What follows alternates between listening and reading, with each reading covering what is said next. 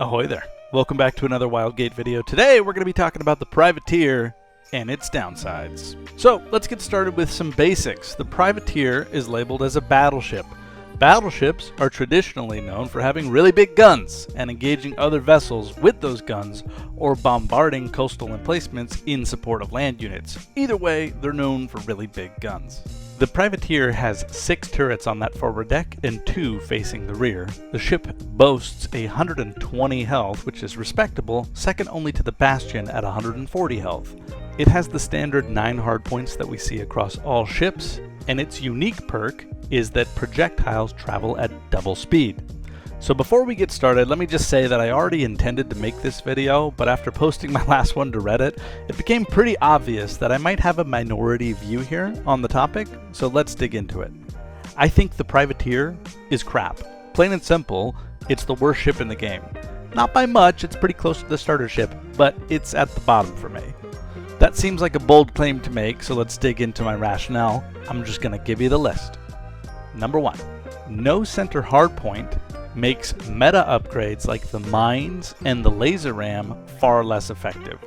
Are those likely to be nerfed? Yes, but you cannot place them in a good spot on the privateer to get value from them easily.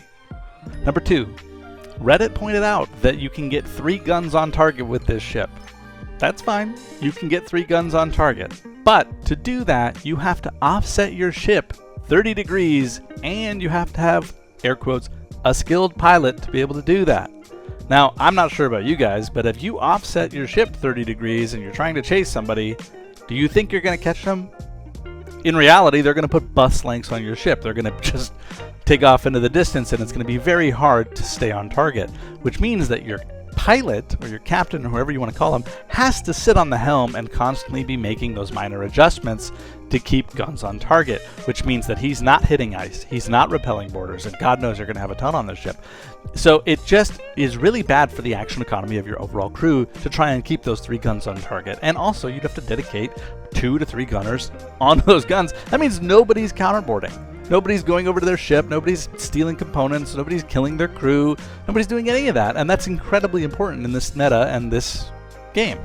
Next up is just the general size and length of the ship. I mean, if your crew wants to get anything done, they have to run football fields to get there. If they want to go from the gun pods to go hit ice to heal your ship during a big fight, they have to run the entire length of the ship.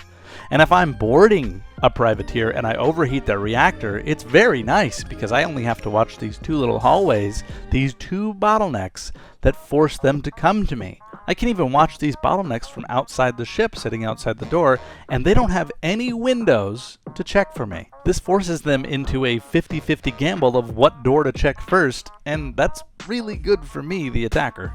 Now, in that same vein, point number 4, this brings up defending. Defending borders on this ship is a nightmare. You continuously have to fight through choke points, which normally you think would benefit the defenders, until pressure is put on the crew and they have to act. We already talked about the reactor example, but I can give you another one on the complete opposite side of the ship. Let's say that I land on top of the ship. I land right in view of the captain. I can drill through that top window in 1 second because that's how long the drill charge takes, drop down and melee the gunners in the gunner pods or in the turrets to death basically instantly. I can take care of 1 to 2 kills right there, and then I control the gun pod, which is where most of the damage from the ship is going to come from. Now, the captain has 2 choices, either push me or don't push me. If he doesn't push me, I take a turret and I teleport home. Taking a turret from a privateer is big because that's their bread and butter. That's what they live by, right? That's the whole purpose of the ship is, cannon combat, and I get it. So stealing a turret is a big play. Now, if he decides to push me, I have cover.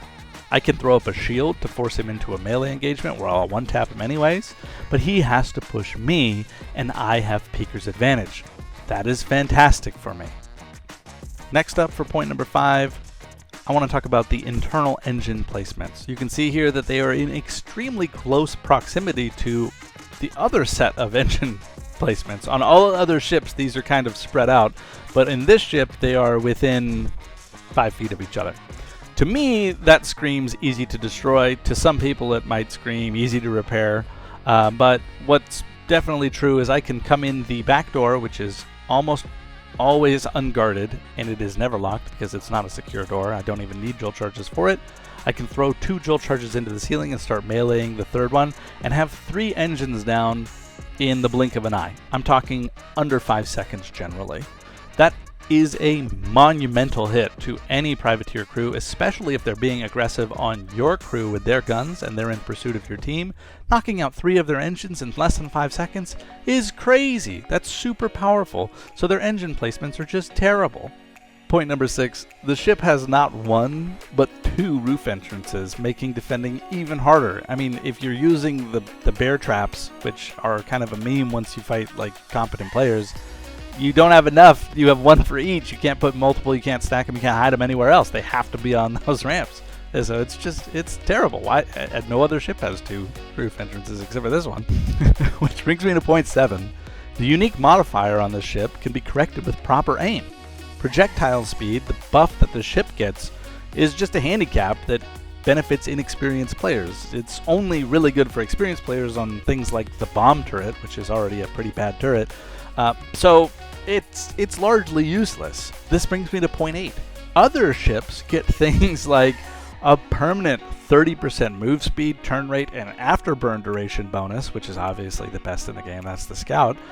But to be honest, like, even the Bastion is better. It's got more secure doors, comes with a free hardpoint, has more health. The doors are in a better position, and a lot of people, especially on Reddit, don't think about the big picture that I always try to think of, which is called action economy. This game and the balance of this game boils down to action economy. How many things can a player be doing at once? How efficient is that player at doing those things? Is there something better that they could be doing? Are they prioritizing the right thing? A secure door, even though it can be broken, requires 4 hits if they're ion. So number 1, it requires them to be ion.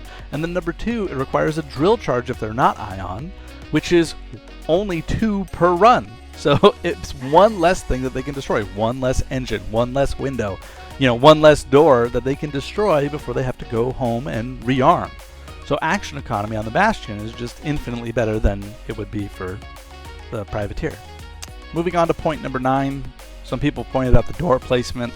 They like the door placement on it compared to something like the Bastion. I can tell you that a lot of people argue with their own anecdotal experience, and their argument boils down to, well, I had no problem, why do you? When I make an argument, when I'm trying to convey something, especially to my community like this, what I try to do is I try to remove myself and I try to remove skill from the equation, because you cannot account for those with any kind of certainty.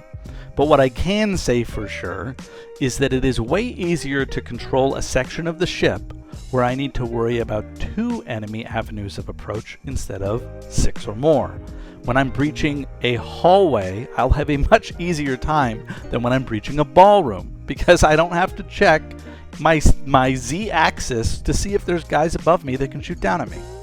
Yes, defenders love choke points, but they love them when there's 1 and there's no alternatives.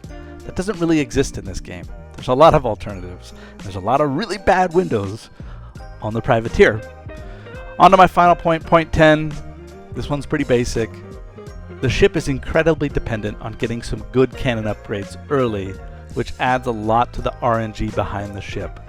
Good crews will also try to board you and steal those, and if you don't get those, you're going to be forced to do a little bit more PvE, put yourself in a vulnerable position, get outside your ship, leave the ship and go do that content, and potentially get jumped by a different crew while you're doing that. That wraps it up for this video, guys. I stayed under 10 minutes. I'm happy. Thanks so much for watching. If you're not subscribed and you like Wildgate and you're looking for more content, we have a ton of content coming out for launch. Stay tuned. Bye.